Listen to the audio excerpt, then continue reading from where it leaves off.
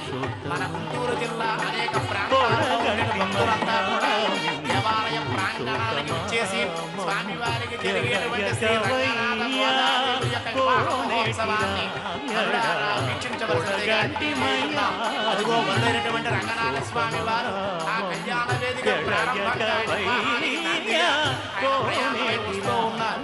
అంతేకాకుండా ఈ గుంటూరు ప్రాంతంలో చుట్టుపక్కల వేదాద్రి, అటు చూస్తే మంగళగిరి, ఇటు చూస్తే వైకుంఠపురం, మరి ఒక ప్రాంతం అమరావతి, దేవతలు కూడా సంచరించినటువంటి పుణ్యభూమి ఇది. అమరావతి నగరానికి స్వయంగా సాక్షాత్తు ఇంద్రుడే ఈ గుంటూరు ప్రాంతంలో సంచరించినట్లుగా ఉన్నది. దేవతలు ఋషుల యొక్క సంచార భూమి. అందుకో స్వామివారు దివ్యశ్రీ తిరుకళ్యాణ మహోత్సవానికి నాందిగా ఆయన రంగనాథ స్వామి వారు వేద మంత్రోక్తముగా గీత వాయిద్యాలతోటి భక్తుల యొక్క కోలాహలాలతోటి గోవింద నామస్మరణలతోటి కూడా ఆయన ఆ వివాహానికి ఆ వరుడుగా ఆ రంగనాథ స్వామి వారు వేంచేసి దివ్యమంగళ స్వరూపంతో చేసి ఉన్నారు. వేదగతులైన వేదోక్తమైన ఆచార్యవర్యుల చేత మంగళ వాయిద్యాల చేత స్వస్త్యాది సూక్తాదుల చేత మంగళ శాసనాల చేత స్వామివారికి విశేషమైన ఈ కళ్యాణ మహోత్సవాన్ని ఏర్పాటు చేస్తూ ఉన్నారు. ఈ వివాహానికి నాందిగా వేదోచ్చరణతోటి అనేకమైన సూక్తముల చేత స్వామివారిని ఆహ్వానిస్తూ ఉన్నారు. అనేక మంది మహిళామణులు, పురుషులు, పిల్లలు, పెద్దలు వయోపరిమితి లేకుండా పరమత భేదాలతో సంబంధం లేకుండా అధికార అనధికారులు కూడా ఈ కళ్యాణ మహోత్సవానికి ఇచ్చేశారు. అలాగే బ్రహ్మత్వాన్ని ఆగమాచార్యులైనటువంటి స్వామివారి యొక్క కళ్యాణ మహోత్సవానికి పెద్దలు పూజ్యులు కూడా విచ్చేస్తూ ఉన్నారు. ఇటువంటి దివ్యమైన వైభవమైన వేదోక్తమైన శాస్త్రోక్తమైనటువంటి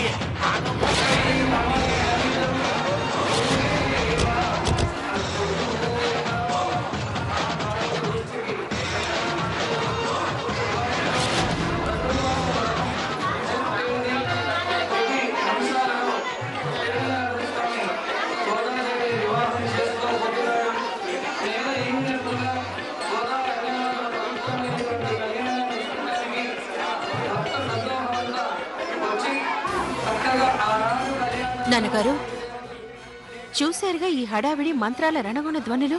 ఇంత రిస్క్ మనకు అవసరం అంటారా? అక్క, గోదాదేవి కళ్యాణం వల్ల మంచి జరుగుతుందని పంతులు గారు చెప్పారుగా, ఇంత దూరం వచ్చాం, చూసే వెళ్దాం. అవునమ్మా, నేను కూడా వాసు మాట కాదనలేక ఒప్పుకున్నాను. అంతా శ్రీవారి చూసుకుంటారు, నువ్వేం కంగారు పడ. నమస్కారం రాజావారు. నమస్కారం. దయచేయండి, మీకోసమే చూస్తున్నాం. చూశారా ఆ శ్రీవారి లీలలు? దేవుడి అనుగ్రహం ఉంటే ఎంత దూరమైనా ఎవరినైనా రప్పిస్తాడు. నిజంగా మీరు రావటం మహాభాగ్యం. సర్లేండి, కళ్యాణం అయిపోవాలంటే ఎంతసేపు పడుతుంది? అమ్మా, అదేమిటి అలా అడుగుతారు? గుడికొచ్చినప్పుడు భగవంతుడు చూడాలి కానీ దైవం చూడకూడదమ్మా.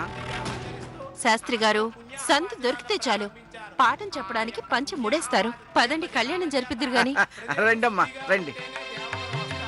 కాబట్టి అక్కడ దేవతలు రావాలి అంటే నదీ జలాలు ఉండాలి. కాబట్టి ఇక్కడ కృష్ణమ్మ తల్లి ప్రవహిస్తూ ఉంది. అంతేకాకుండా వేద విధులు గంగే చైవ యమునే చైవ అయ్యా, ఇలా దయచేయండి. నర్మదా సింధు కావేరి జలేస్మిన్ సన్నిధం కురు అంటూ వాళ్ళు వేద మంత్రాల చేత. రాజావారు, అబ్బాయి గారు వచ్చేశారు, మరి కోడలు గారు ఎక్కడా? కళ్యాణానికి టైం అవుతుంది, అమ్మాయి ఎక్కడా? పంతులు గారు, మీరు కానివ్వండి.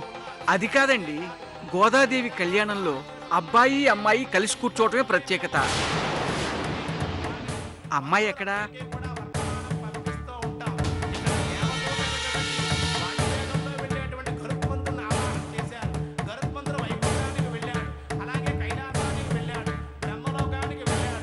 అరేరే, అమ్మాయి గారు కూడా వచ్చేస్తున్నారు. పోయే స్వామి, భూలోకంలో గుంటూరు నగరంలో ఈ కళ్యాణ మహోత్సవం జరుగుతుంది. కాబట్టి ఆ రంగనాథుల గోదాదేవి యొక్క వివాహ మహోత్సవాన్ని చూడటానికి మీరందరూ రండి అంటే మరుపొందులు దూతగా వెళ్ళి అందరినీ పిలుచుకు వస్తూ ఉన్నారటండి. ఆయా దేవతలంతా కూడా భూలోకంలో జరిగేటువంటి పరివారక ప్రాంతమైనటువంటి కృష్ణానది యొక్క పవిత్రమైనటువంటి ఆ నదీ సమీపంలో జరిగేటువంటి జరిగేటువంటి ఈ కళ్యాణ మహోత్సవాలు చూడడానికి దేవతలు, ఋషులు, యతీశ్వరులు, మునీశ్వరులు అలాగే అనేకమైనటువంటి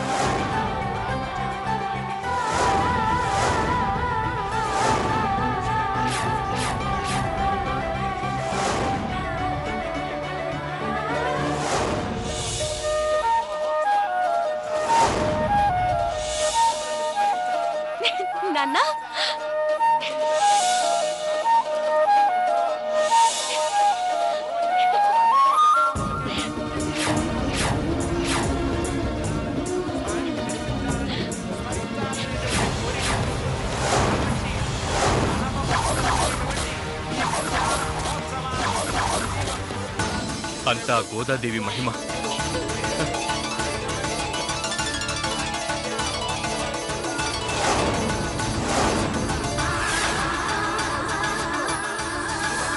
పదం.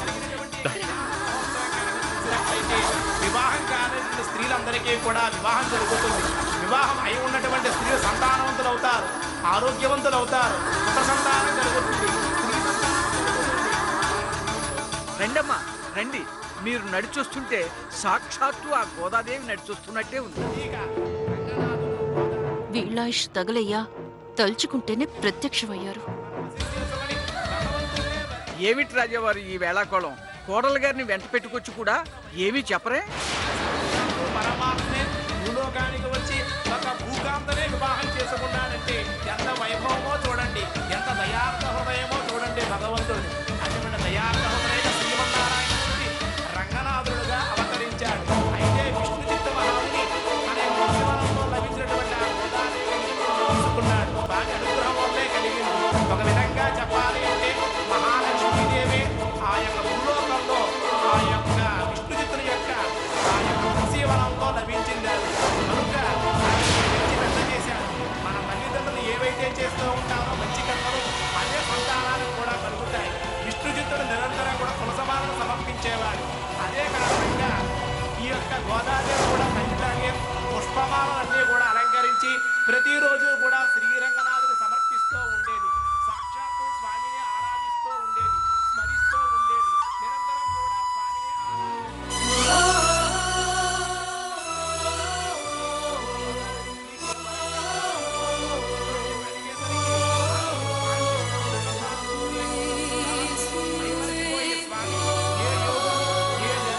అయ్యా, అబ్బాయి గారు వచ్చారు, అమ్మాయి గారు కూడా వచ్చారు. ఆ తల్లి కళ్యాణంలో కూర్చొని తరించిపోతారు. రండి, టైం అయిపోతుంది. ఈ యొక్క సాలోక్యాన్ని నిరంతరం కూడా ముందుతో ఉంటారు. అటువంటిది కావాలి అంటే నేను మిమ్మల్ని వివాహం చేసుకుంటాను. ఏంటి బాబు ఆలోచిస్తున్నారు? ముహూర్తం దాటిపోతుంది. మీకోసం అన్ని సిద్ధం చేసి ఉంచాం. కూర్చోండి. శాస్త్రి గారు, మీరు అనుకున్నట్లు మేము అయ్యా, కళ్యాణంలో కూర్చోవడానికి రాలేదు, చూసి వెళ్ళటానికి వచ్చాం అంటారు, అంతే కదా? కేవలం ఇది భూలోకంలో జరిగేటువంటి కానీ రాజావారు, గోదాదేవి కళ్యాణం అంటే సాక్షాత్తు ఆ భూదేవి కళ్యాణం. గోదారంగనాథ వివాహం చూడాలి అంటే భూదేవికి ఆ నారాయణుడి మీద ఉన్న ఆపేక్ష తీరక ఆ నందనందనుణ్ణి పూజించి సేవించే అవకాశం ఇవ్వమని వరం కోరుకుంది. స్వామివారి కళ్యాణ మహోత్సవాన్ని చూడగలుగుతున్నాం. గోదాదేవిని అనుగ్రహించాడంటే దానికి ఆ పరమాత్ముడు కాదనలేక భూలోకంలో గోదాదేవిగా అవతరించమని వరమిచ్చాడు. విశేష ఫలితం ఉంటేనే కానీ గోదాదేవి స్వయంగా ఆ వెంకటేశ్వరుడే తన మెడలో తాళి కడతానని మాటిచ్చాడు. అది దాని ఫలితమే ఈ గోదా కళ్యాణం. చేసిందో ఏ జన్మలోనో ఎంతో కొన్ని కోట్ల జన్మల్లో పుణ్య ఫలితం వల్లే స్వామి ఇదంతా మాకెందుకు చెప్తున్నారు? ఎందుకంటే పతిభక్తి ఉన్న ప్రతి స్త్రీ ఈ కళ్యాణంలో పాల్గొనాలనుకుంటుంది. కానీ అందరికీ ఈ అదృష్టం దక్కదమ్మా. అనుగ్రహిస్తాడు అని నిదర్శనం. అది ఈ దంపతులకు దక్కింది. కాదనుకోవటం సరికాదు. రండి బాబు, కూర్చోండి. పంతులు గారు, అది రాజావారు, మీరు ఇంకేం మాట్లాడకండి. ముహూర్తం మించిపోతుంది. బాబు రండి, కూర్చోండి. అమ్మా కూర్చోండి. కూర్చో తల్లి, కూర్చో. సుందరా, ఏం చెప్తాం? తమ్ముడు, అక్క, జనాలున్నారు, బాగోదు. సర్లేమ్మా, కూర్చో. ఆ విషయాలన్నీ కూడా కోరికలుగా చేసుకుని భగవంతుని స్మరించాలి, భగవంతుని ముట్టుకోవాలి, భగవంతుని సామీప్యంగా ఉండాలి, భగవంతుడితోనే మాట్లాడాలి, భగవంతుడితోనే సమీపంలోనే ఉండాలి అని ఋషులు కోరుకోవడం వల్ల ద్వాపర యుగంలో వాళ్ళ కోరిక నెరవేరింది. చూడండి, అనంతరమే మళ్ళీ భూకాంతైనటువంటి ఈ దరిద్రులు ఇక్కడికి కూడా దాపరిస్తారని తెలుసుంటే చచ్చినా మా వాళ్ళని ఇక్కడికి రానిచ్చేదాన్ని కాదు. ఛ! వైకుంఠము చూడగరండి, వెలసినాడు వెంకటపతి వేడగరండి. తెలంగాణ వైకుంఠము చూడగరండి, వెలసినాడు వెంకటపతి వేడగరండి. ఆ ఆర్తులనెపుడాదుకొను దివ్యధామము సప్తగిరులపైనున్న పుణ్యక్షేత్రము కలియుగాన వైకుంఠము చూడగరండి వెలసినాడు వెంకటపతి వేడగరండి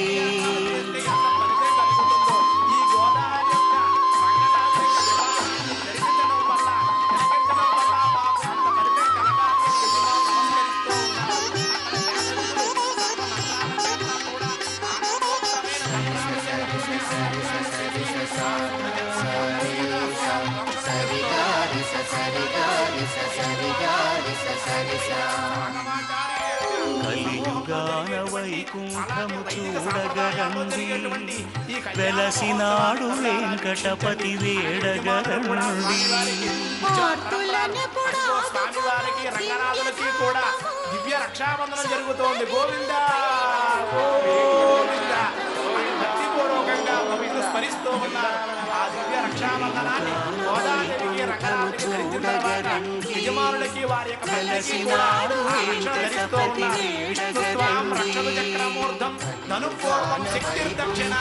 విష్ణుమూర్తి చేతిలో ధనస్సుంటే ఎంత రక్షణ కలుగుతుందో ఆ రక్షాబంధనాన్ని ధరించడం వల్ల అంత రక్షణ కలుగుతుంది అని చెప్పి మంత్రపూర్వకంగానే చెప్పగానే చెబుతూ ఉంటారు.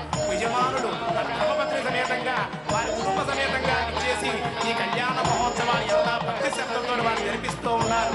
వారి యొక్క కుటుంబం వారి యొక్క వంశము కూడా తెలుస్తుంది. అంతేకాదు చూడడానికి వచ్చినటువంటి వాళ్ళంతా కూడా వాళ్ళ యొక్క గోత్రాలు వారి యొక్క వంశము కూడా తెలిసి వారు ఏమండి నిజంగానే మన అమ్మాయి చాలా అదృష్టవంతురాలండి. లేకపోతే ఊహించని ఈ పరిణామం ఏంటి? మనం రావడం ఏంటి, వీళ్ళు రావడం ఏంటి, భర్తతో కలిసి తులసి ఈ కళ్యాణంలో కూర్చోవడం అంతా గోదాదేవి మహిమే. అవును కల్పన. నాన్నగారు ఇదంతా కావాలని ప్లాన్ ప్రకారమే చేశాడా పోలీసుడు?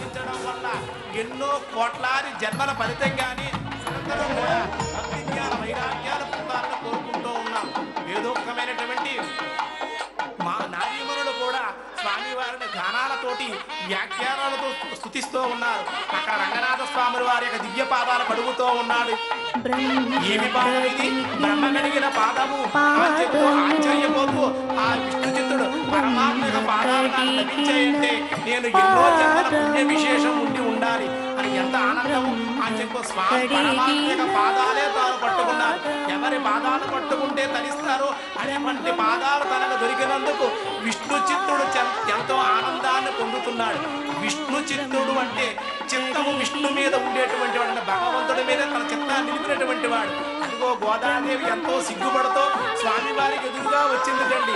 ఎంతో నారీ మానవ స్త్రీ కాబట్టి ఆవిడ ఎంతో ఆనందంతో ఉంది. అంతేకాదు సిగ్గుపడుతూ ఉంది. కానీ తెరటంగా ఉంది ఏమిటి నా నాదుడు చూడటానికి అని చెప్పి అనుకుంటూ ఉందిటండి. ఆ తెరణ చెప్పాలంటే ఋషులు దేవతలు కూడా చెబుతారు అజ్ఞానానికి ప్రతీక. అంటే మనలో అజ్ఞానం తెరలాగే అడ్డుకుంటుందిటండి. అజ్ఞానం పోతే జ్ఞానం కలుగుతుంది. ముందుగా దానికి అడ్డుగా అజ్ఞానం తొలగి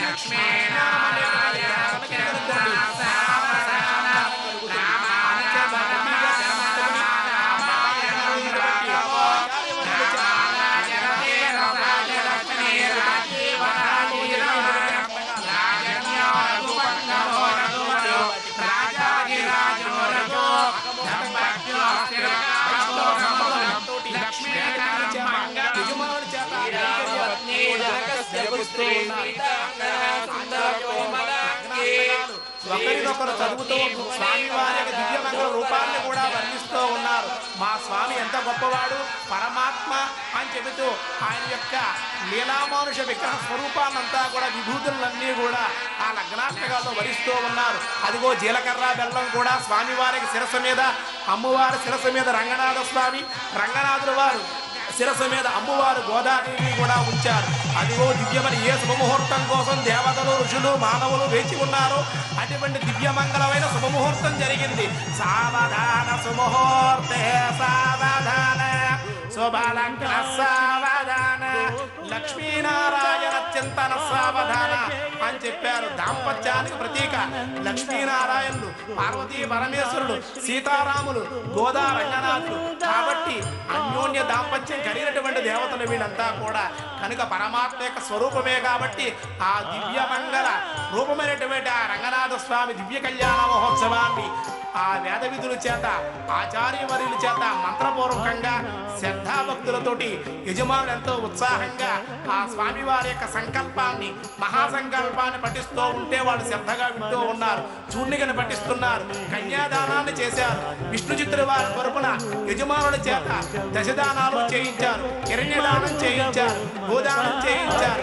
సూర్యమండల పర్యంతం తెలరాశి కూడా సహస్రావధానేన అంటూ వాళ్ళు అనేకమైన దానాలన్నీ కూడా జరిపించారు.